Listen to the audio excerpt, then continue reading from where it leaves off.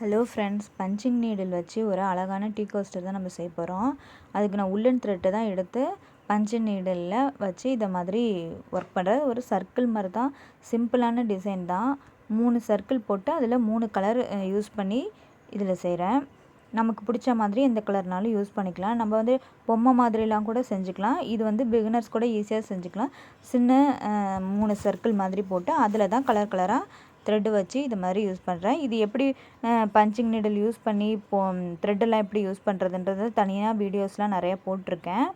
இது வந்து ஒரு சிம்பிள் டிசைன் இதில் போட்டு காமிக்கிறேன்.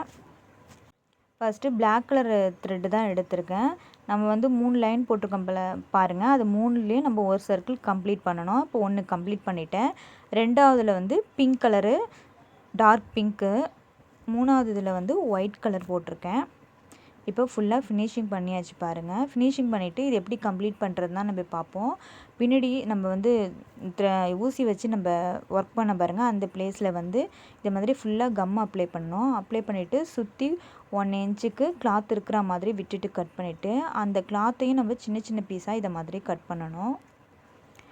இதையும் கட் பண்ணிவிட்டு நம்ம க்ளூ அப்ளை பண்ணி கரெக்டாக எல்லாத்தையும் ஒட்டணும். அதில் சுற்றி பாருங்கள். இந்த இதில் தான் கிளாத்தில் தான் நம்ம க்ளூ அப்ளை பண்ணோம். அதில் நம்ம வந்து ஒர்க் பண்ணதில் அப்ளை பண்ணோம்னா இது சரியாக ஒட்டாது. அதனால் கிளாத்தில் அப்ளை பண்ணிவிட்டு இதை மாதிரி ஒன்று ஒன்றா ஒட்டுங்க. நம்ம கட் பண்ண பீசஸ் எல்லாத்தையும் கொஞ்சம் காய லேட் ஆகும். கொஞ்சம் பிடிச்சிக்குங்க. பிடிச்சிட்டு சற்று நேரம் இதை ஃபுல்லாமே ஃபிக்ஸ் பண்ணிவிட்டு காய விட்டுருங்க. கொஞ்சம் நேரம் அது அதில் ஒட்டுற மாதிரி நல்லா காஞ்சிடணும். ஒட்டிக்கணும். நல்லா சரியாக ஒட்டலைன்னா கம் அப்ளை பண்ணி ஒட்டிக்கங்க. இப்போ காஞ்சதுக்கப்புறம் அது மேலேயும் உள்ளாரையும் கம் அப்ளை பண்ணுறேன். அப்ளை பண்ணிவிட்டு இதே மாதிரி வேறு கிளாத் இருந்துச்சுன்னா அதை அதில் ஃபிக்ஸ் பண்ணணும்.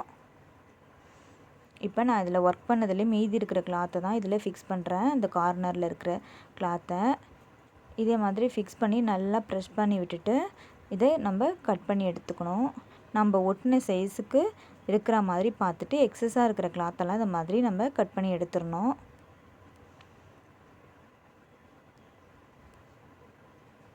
இதை மாதிரி நீட்டாக எல்லாத்தையும் கட் பண்ணிவிடுங்க. இப்போ நான் ஃபுல்லாக கட் பண்ணிட்டேன். இப்போ ஒரு அழகான டீ கோஸ்டர் ரெடி ஆகிடுச்சு பாருங்கள். இது வந்து நம்ம சென்டரில் உள்ளதையும் கிளாத்தையும் கட் பண்ணலாம். கட் பண்ணாமல் இப்படியே வைக்கிறா இருந்தாலும் வச்சுக்கலாம். இப்போ நமக்கு ரெடி ஆயிடுச்சு.